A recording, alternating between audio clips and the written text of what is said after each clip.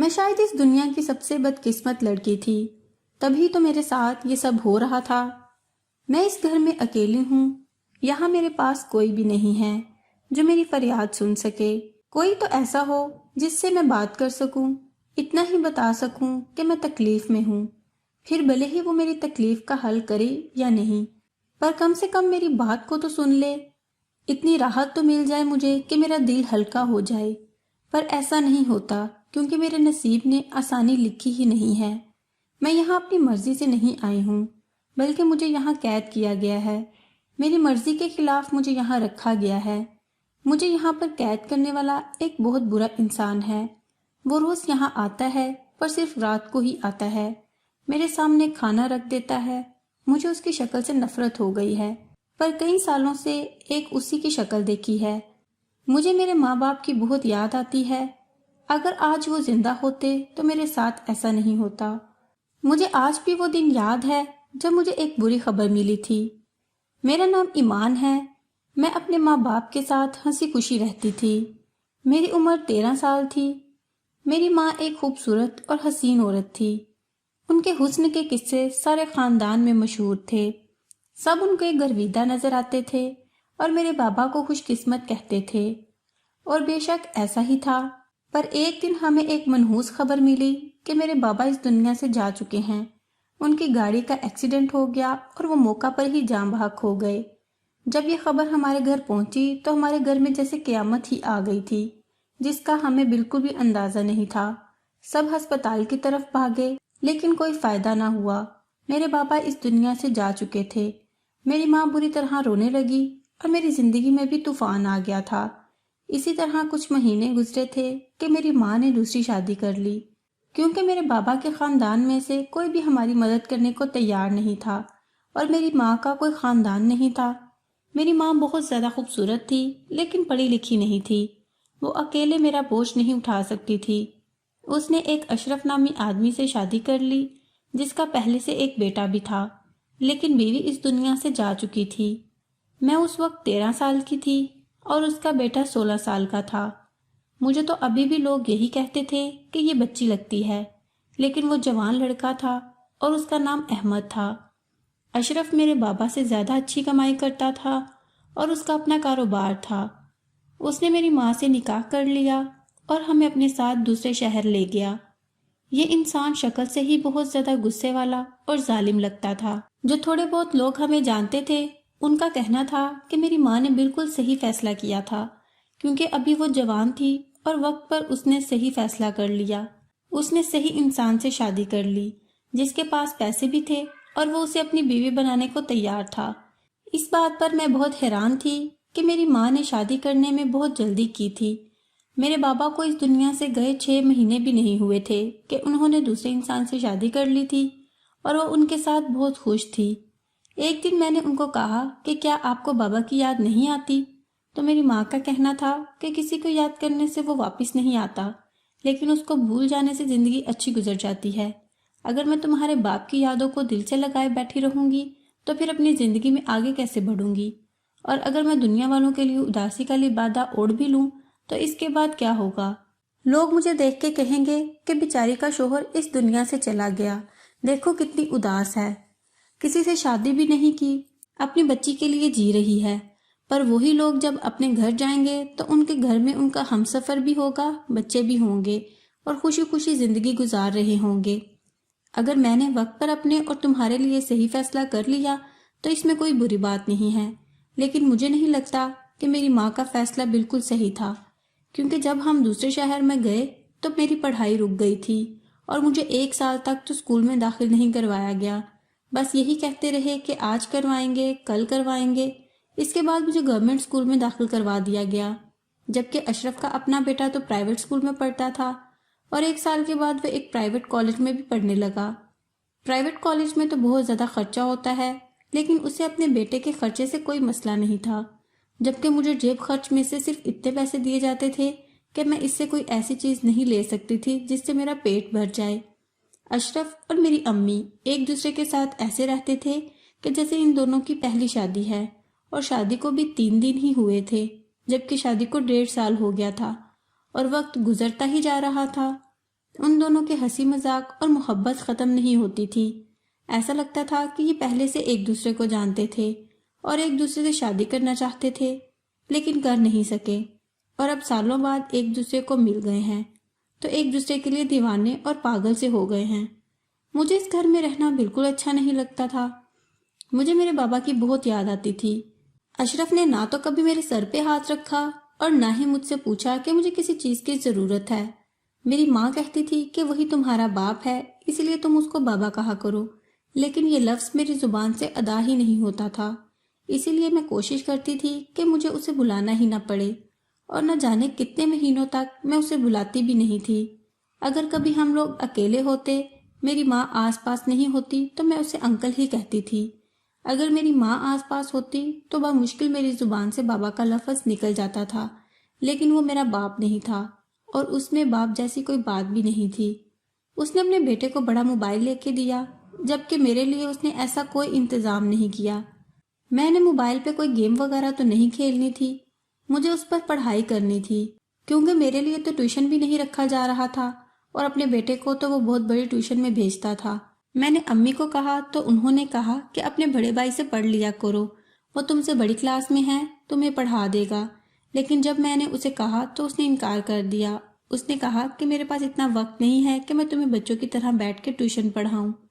ایک تو مجھے ایسے اسکول میں ڈالا گیا جہاں پر ٹھیک سے توجہ نہیں دی جاتی تھی، اوپر سے میرے لیے کسی ٹیوشن کا انتظام بھی نہ کیا گیا، تو پھر میرے ساتھ یہی ہونا تھا کہ میں پڑھائی میں پیچھے جانے لگی، میرے نمبر کم ہونے لگے اور پڑھائی میرے دماغ سے نکلنے لگی۔ اب میرا پڑھنے کا دل ہی نہیں کرتا تھا۔ میں 16 سال کی ہو گئی اور میں نے مشکل سے میٹرک کر لیا۔ اس کے بعد میں نے پڑھائی کرنے سے انکار کر دیا۔ میری ماں نے مجھے ایک دفعہ کہا کہ ایسا نہیں کرو، پڑھائی بہت ضروری ہے، لیکن جب اشرف تک یہ بات پہنچی تو اس نے کہا کہ اس کی جو مرضی وہ کرے، اسے اس کے حال پر چھوڑ دو، اسے مجبور نہیں کرو۔ ظاہر ہے جو تھوڑے بہت پیسے وہ مجھ پر خرچ کر رہا تھا اس کے وہ بھی بچ جاتے تھے، اس لیے اسے کیا مسئلہ ہے۔ ایک دن میری ماں کی ایک کزن تھی جو ہمارے گھر ملنے کے لیے آئی تھی، وہ بھی اسی شہر میں رہتی تھی۔ وہ باہر کے ملک چلی گئی تھی، لیکن 2 سال سے واپس آ گئی تھی۔ اسے سب کچھ پتہ چلا تو وہ میری ماں سے ملنے چلی آئی۔ مجھے میری ماں نے اس کے پاس نہیں بیٹھنے دیا، لیکن میں ان کی باتیں ضرور سن رہی تھی۔ اس نے کہا تمہاری جوان بیٹی ہے اور تم نے دوسری شادی کر لی۔ دیکھو جن عورتوں کی جوان بیٹیاں ہوتی ہیں ان کو دوسری شادی نہیں کرنی چاہیے، یا پھر بہت سوچ سمجھ کے کرنی چاہیے۔ میری ماں نے کہا کیوں؟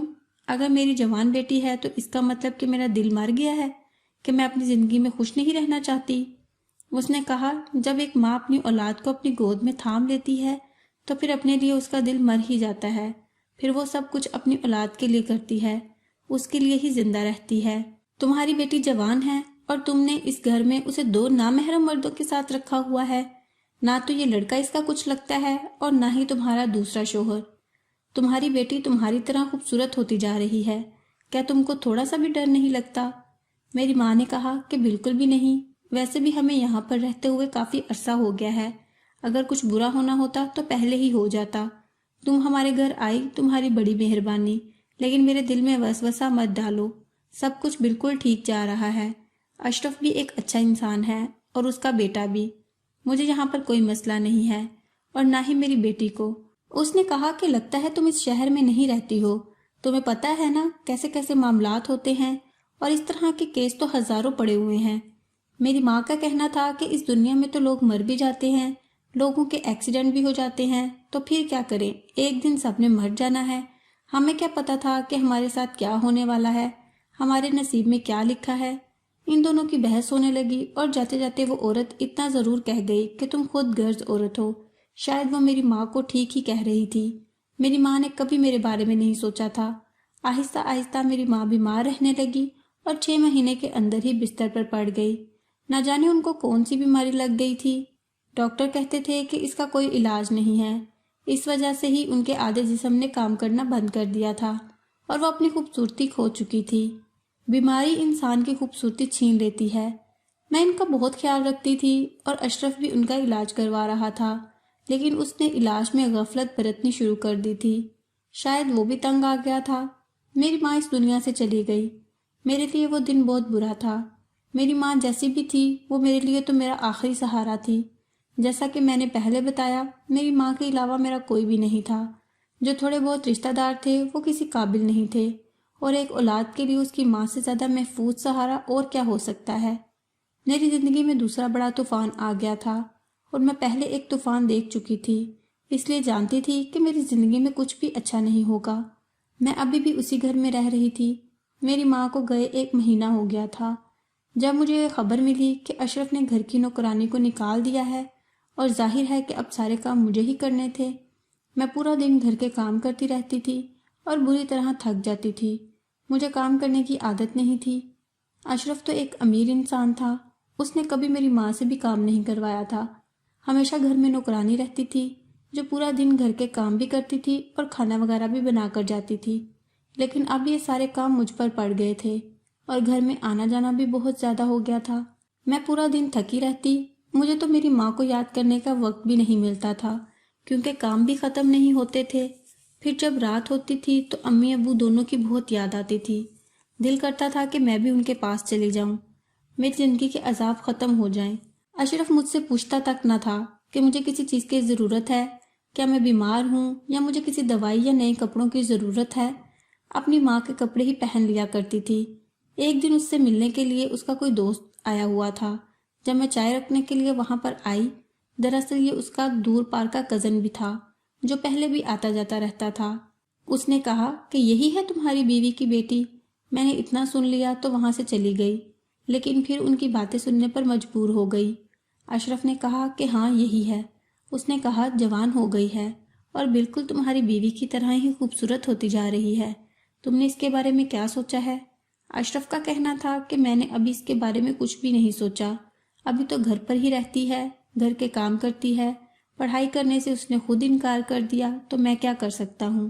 ویسے میں سوچ رہی تھی کہ کاش میں نے پڑھائی کرنے سے انکار نہ کیا ہوتا، میرا آدھا دن تو باہر گزر جاتا، میں کچھ بن جاتی، کچھ کر پاتی۔ لیکن اب خالی میٹرک کر کے مجھے کیا ملنے والا تھا، اور اگر اب میں پڑھائی کرنے کی بات کرتی تو مجھے بالکل بھی اجازت نہیں ملنی تھی، کیونکہ میرے بغیر یہ گھر نہیں چلتا تھا۔ ایک رات میں اپنے کمرے میں سو رہی تھی جب مجھے کسی کی ہلچل کی آواز آئی۔ مجھے ایسا لگا کہ میں کوئی خواب دیکھ رہی ہوں، اور خواب میں ایسا ہو رہا ہے، لیکن تھوڑی دیر کے بعد مجھے محسوس ہونے لگا کہ جیسے میں اکیلی نہیں ہوں۔ شاید لائٹ گئی ہوئی تھی، پورا گھر اندھیرے میں ڈوبا ہوا تھا۔ پھر میں نے کچھ ایسا دیکھا کہ میرے منہ سے بے ساختہ چیخ نکل گئی۔ میرے قدموں کے پاس ایک نوجوان کھڑا تھا۔ میں اس کی شکل تو نہیں دیکھ پائی، لیکن مجھے پتہ چل گیا کہ یہ کوئی مرد ہے۔ میں نے چیخنا چلانا شروع کر دیا، اور 5 منٹ کے بعد اشرف لائٹ لے کے اس طرف آیا اور اس نے کہا کہ کیا ہو گیا ہے، کیا شور ڈالا ہے؟ میں نے کہا کہ میرے کمرے میں کوئی تھا۔ اس نے آس پاس دیکھا، اس نے کہا کہ کوئی بھی نہیں تھا، تم کو وہم ہوا ہوگا، ویسے بھی گھر کا دروازہ بند ہے، اور کوئی اندر آتا تو سب سے پہلے مجھے پتہ چلتا، دروازے کے آگے ہی تو میرا کمرہ ہے۔ یہ بات تو ٹھیک ہے، اگر کوئی اندر آتا تو سب سے پہلے اسے ہی پتہ چلتا، ویسے بھی وہ دروازہ کھول کے سویا کرتا تھا۔ اس نے کہا کہ چپ چاپ سو جاؤ، لیکن اس کے بعد مجھے نیند نہ آئی۔ جب لائٹ آئی تو میں نے لائٹ آن کر دی۔ میں ساری رات لائٹ آن کر کے ہی کمرے میں بیٹھی رہی اور روتی رہی۔ اگلے دن کچھ ایسا ہوا جو میرے وہم و گمان میں بھی نہیں تھا۔ اشرف نے مجھے کہا کہ میرے ساتھ چلو۔ میں نے کہا کہ کہاں؟ اس نے کہا کہ سوال نہیں کرو، ضروری کام ہے۔ وہ مجھے اپنے ساتھ کسی جگہ لے گیا۔ جب اس نے دروازہ کھولا تو ایک چھوٹا سا گھر تھا، جس کو گھر کہنا بھی مناسب نہیں تھا۔ یہ بالکل ایسا گھر تھا کہ جیسے کسی نے بہت مجبوری میں بنایا ہو۔ یہاں بہت زیادہ لوگ نہیں رہ سکتے تھے۔ گھر کی حالت بہت بری تھی، تھوڑا سامان پڑا ہوا تھا۔ اس نے کہا کہ تم اس گھر کو صاف کرو، صفائی کا سامان میں لا کر دیتا ہوں۔ میں نے کہا کہ ٹھیک ہے۔ دل میں سوچنے لگی کہ اب مجھے لوگوں کے گھروں کے کام کروانے کے لیے بھی لے جاتا ہے۔ میں نے اس گھر کو جتنا ہو سکا صاف کیا، جو بستر پڑے تھے ان کو صاف کر کے رکھ دیا، اور ایک کمرے کو سونے کے قابل بنایا۔ کچن بھی صاف کیا، سارے برتن دھو دیے، جالے بھی اتارے، جتنا مجھ سے ہو سکتا تھا میں نے کر دیا۔ تھوڑی دیر کے بعد اشرف آیا تو اس کے ہاتھ میں کچھ ایسی چیزیں تھیں جو یہاں پر موجود نہیں تھیں، جیسے پانی پینے کے لیے گلاس وغیرہ۔ میں نے کہا کہ یہ کس کا گھر ہے؟ کام ہو گئے ہیں، میرا مطلب تھا کہ اب یہاں سے چلتے ہیں۔ اس نے کہا کہ ہاں بہت اچھا کیا تم نے، کام تو ہو گئے لیکن ہم یہاں سے نہیں جائیں گے۔ صرف میں جاؤں گا، کیونکہ آج کے بعد یہ تمہارا گھر ہے، تم اس میں رہو گی۔ یہ سن کر میرے قدموں تلے سے زمین نکل گئی۔ میں نے کہا کہ میں یہاں پر کیوں رہوں گی؟ اشرف نے کہا کیونکہ میں تمہیں اپنے گھر میں نہیں رکھ سکتا۔ ویسے بھی تم میری مرحومہ بیوی کی بیٹی ہو، میرا تمہارے ساتھ کیا رشتہ، اور میں کسی اور سے شادی کرنا چاہتا ہوں، اس لیے تمہیں یہیں پر رہنا ہوگا۔ اس نے بس اتنا کہا اور باقاعدہ وہاں سے جانے لگا۔ میں اس کا ہاتھ پکڑ کر اسے روک نہیں سکتی تھی، اس کے پیچھے پیچھے گئی۔ مجھے سمجھ نہیں آ رہا تھا کہ کیا ہو رہا ہے۔ میں نے کہا کہ میں اکیلی کیسے رہوں گی، آپ مجھے چھوڑ کے نہیں جا سکتے۔ اس نے کہا کہ بہت سے ایسے لوگ ہیں اس دنیا میں جو اکیلے رہتے ہیں، تم یہیں پر رہو، میں تم سے ملنے کے لیے آیا کروں گا اور تمہارے لیے کھانا بھی لایا کروں گا۔ مجھے ایسے لگا جیسے میں بڑا برا خواب دیکھ رہی ہوں جو ابھی ٹوٹ جائے گا، لیکن یہ ٹوٹ ہی نہیں رہا تھا۔ اشرف نے دروازہ بند کیا اور وہاں سے چلا گیا۔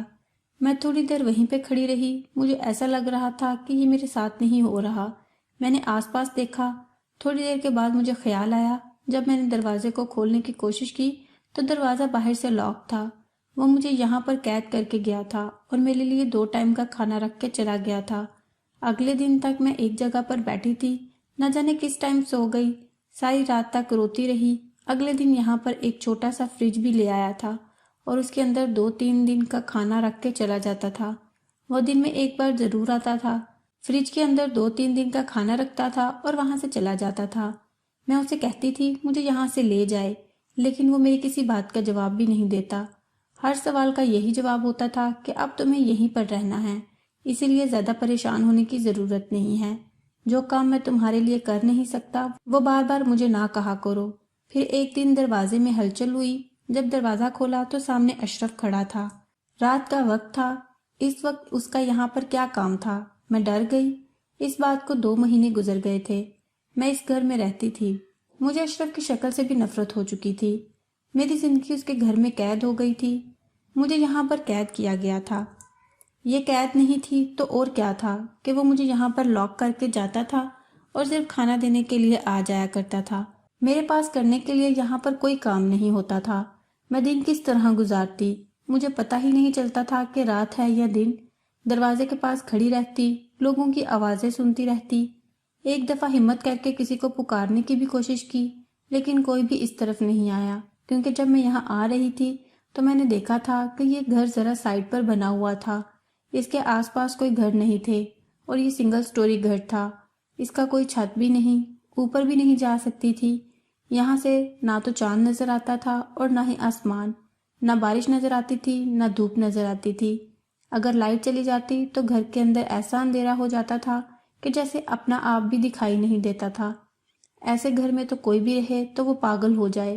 اور میرے اوپر دوسرا عذاب یہ تھا کہ مجھے یہاں پر قید کیا گیا تھا۔ یہ میرے ساتھ کیا ہو رہا تھا؟ میں نے کیا تھا؟ میرا ستیلا باپ اتنا برا نکلے گا؟ میں سوچ بھی نہیں سکتی تھی۔ اس نے ثابت کر دیا کہ وہ ستیلا باپ تھا، اور ستیلا باپ کبھی بھی اپنی ستیلی بیٹی کے لیے اچھا نہیں سوچ سکتا۔ مجھے تو پہلے ہی سمجھ جانا چاہیے تھا، بلکہ میری ماں کو سمجھ جانا چاہیے تھا اور اپنی زندگی میں کوئی قدم اٹھانا چاہیے تھا، لیکن اسے کیا پتا تھا کہ وہ اچانک سے بیمار ہو کر اس دنیا سے چلی جائے گی۔ اب کون تھا میری مدد کرنے والا؟ میرا تو سب کچھ لٹ چکا تھا، میں برباد ہو چکی تھی، میرے پاس کچھ بھی نہیں تھا۔ مجھے اپنی زندگی سے نفرت تھی۔ میری زندگی کے دن اسی طرح گزرنے لگے تھے۔ اب تو اشرف بھی ہفتے میں 2 دفعہ ہی آیا کرتا تھا۔ نیا پرانا کھانا کھا کر میں بیمار بھی رہتی تھی تو خود ہی ٹھیک ہو جاتی تھی۔ اس دوران اس نے صرف اتنا کرم کیا کہ اس گھر میں میرے لیے ایک ٹی وی لگا دیا، جس پر اسی طرح کے ڈرامے دیکھتی رہتی تھی جس میں لڑکی کے ساتھ ظلم ہوتا ہے، اور اپنے اوپر ترس کھاتی رہتی تھی۔ کہتے ہیں کہ اپنے اوپر ترس کھانے والا انسان بڑا ہی بے وقوف ہوتا ہے اور اپنی زندگی کو برباد کر لیتا ہے، پر میرے پاس کھونے کے لیے رہ کیا گیا تھا؟ مجھے لگتا تھا کہ یہ سب کچھ کبھی بھی ختم نہیں ہوگا، لیکن پھر ایک دن کچھ بہت عجیب ہوا۔ اشرف گھر آیا اور میں نے اس کی طرف دیکھنا بھی ضروری نہیں سمجھا کہ کھانا رکھنے آیا ہے تو کھانا رکھ کے خود ہی چلا جائے گا، لیکن آج اس کے ہاتھ میں کچھ بھی نہیں تھا۔ اس نے کہا کہ ہم یہاں سے جا رہے ہیں۔ میں نے کہا کہ کہاں جا رہے ہیں؟ اس نے کہا کہ بعد میں بتاؤں گا۔ ویسے بھی مجھے کوئی بات نہیں بتاتا تھا، لیکن جانے کا سن کر میرے دل میں امید جاگی تھی کہ اگر کہیں مجھے جان سے مارنے بھی لے کر جا رہا ہے تو کم از کم اس گھر سے تو نکل جاؤں گی وہ گاڑی لے کر آیا تھا، ہم لوگ یہاں سے نکل گئے اور میں نے محسوس کیا کہ ہم لوگ اپنے گھر کی طرف نہیں جا رہے تھے، لیکن 5 سال میں کافی کچھ بدل گیا تھا، نئے گھر اور عمارتیں بن گئی تھی۔ اشرف کچھ بول نہیں رہا تھا، میں چپ چاپ بیٹھی تھی۔ ہم لوگ گھر میں آ گئے تو گھر میں کوئی بھی نہیں تھا، میرا سوتیلا بھائی بھی یہاں پر نہیں تھا۔ ایسا لگتا تھا کہ جیسے اس گھر میں کوئی تقریب ہوئی ہے، کوئی شادی ہوئی ہے یا اس طرح کا کچھ ہوا ہے۔ اس نے مجھے کہا کہ تم نہا دھو کے تیار ہو جاؤ، مجھے تم سے بڑی ضروری بات کرنی ہے۔ میں نے ایسا ہی کیا اور اب وہ میرے سامنے بیٹھا تھا۔ بالآخر وہ میرے کسی سوال کا جواب دینے والا تھا۔ اس نے میری ماں کی تصویر پکڑ رکھی تھی اور کہا کہ میں تمہاری ماں سے بہت زیادہ محبت کرتا تھا، وہ اچانک اس دنیا سے چلی گئی۔ یہ صدمہ میرے لیے بہت برا تھا، جس کو میں آج بھی برداشت نہیں کر پایا۔ تم اس کی آخری نشانی ہو۔ میں دل میں سوچنے لگی کہ اس کی آخری نشانی ہوں، تبھی تم نے میرے ساتھ یہ سب کچھ کیا۔ اس نے کہا کہ تم کو یاد ہے کہ ایک دن تم رات کو چلاتے ہوئے اٹھی تھی اور تم نے کہا تھا کہ میرے کمرے میں کوئی ہے۔ میں نے کہا کہ ہاں مجھے یاد ہے۔ اس نے کہا کہ اس وقت مجھے پتا تھا کہ تمہارے کمرے میں کون آیا تھا۔ وہ تمہارا وہم نہیں تھا، بلکہ میرا بیٹا تمہارے کمرے میں آیا تھا، جس کی نیت تمہارے لیے بری تھی۔ وہ پہلے بھی مجھ سے اس طرح کی بات کیا کرتا تھا اور تمہیں عجیب نظروں سے دیکھا کرتا تھا۔ اس نے گھر کی نوکرانی کو بھی نہیں چھوڑا، اس لیے میں نے گھر کی نوکرانی کو بھی نکال دیا تھا، لیکن تمہیں تو گھر سے نکال نہیں سکتا تھا۔ تمہاری عزت کی حفاظت کرنا میری ذمہ داری تھی، اس لیے مجھے سمجھ نہیں آ رہا تھا کہ میں کیا کروں۔ اور جب اس دن رات کو وہ تمہارے کمرے میں آیا تو میں بری طرح پریشان ہو گیا کہ کسی دن کچھ ایسا ہو جائے گا کہ میں بے خبر ہی رہ جاؤں گا، پھر تمہاری ماں کو منہ دکھانے کے قابل بھی نہیں رہوں گا۔ میں نے تمہیں اس گھر میں رکھ دیا تاکہ تم اس کے شر سے محفوظ رہو، اور اس کی شادی کروانے کے بارے میں سوچنے لگا، لیکن اس کام میں کافی دیر ہو گئی۔ لیکن ابھی 1 ہفتہ پہلے ہی اس کی شادی ہو گئی ہے۔ اس کی بیوی کا باپ باہر کے ملک میں ہوتا ہے۔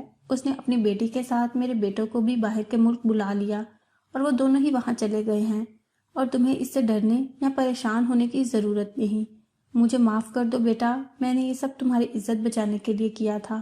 میرے قدموں تلے سے زمین نکل گئی اور میں حیران رہ گئی کہ جس آدمی کو میں 5 سال تک نفرت کرتی رہی، وہ تو میرے لیے یہی سب کچھ کر رہا تھا، اور میری عزت بچانے کے لیے اس نے یہ سب کیا۔